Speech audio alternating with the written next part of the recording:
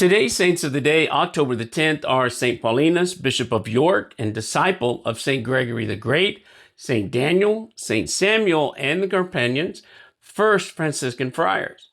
In 1227, just 1 year after the death of St. Francis of Assisi, 7 friars set out to evangelize in Muslim North Africa, specifically in Ceuta, which is modern-day Morocco.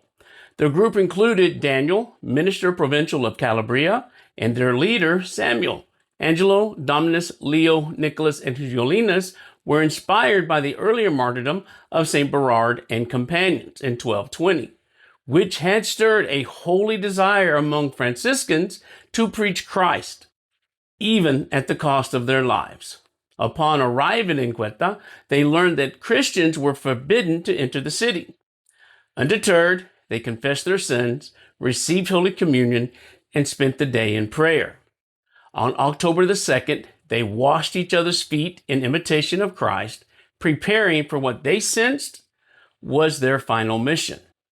The next morning, they entered the city and began preaching openly about salvation in the name of Jesus Christ. They were arrested and imprisoned. They wrote to Christian merchants nearby, and after a week of imprisonment, they were brought before the governor. He urged them to renounce their faith, but they refused. On October the 10th, 1227, they were beheaded, joyfully embracing martyrdom.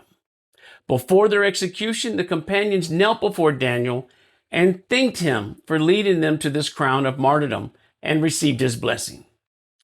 Daniel told them, "Let us rejoice in the Lord. The holy angels are already coming to conduct our souls to the eternal mansions." They were canonized by Pope Leo X in 1516, and their martyrdom deeply inspired St. Anthony of Padua, who was moved by their sacrifice to join the Franciscans and devote himself to preaching. My brothers, their story is not just one of martyrdom, but of radical love and fidelity to the gospel. How radical is our love of God? How radical is our fidelity to the gospel? Be the family warrior that God has called you to be. God bless.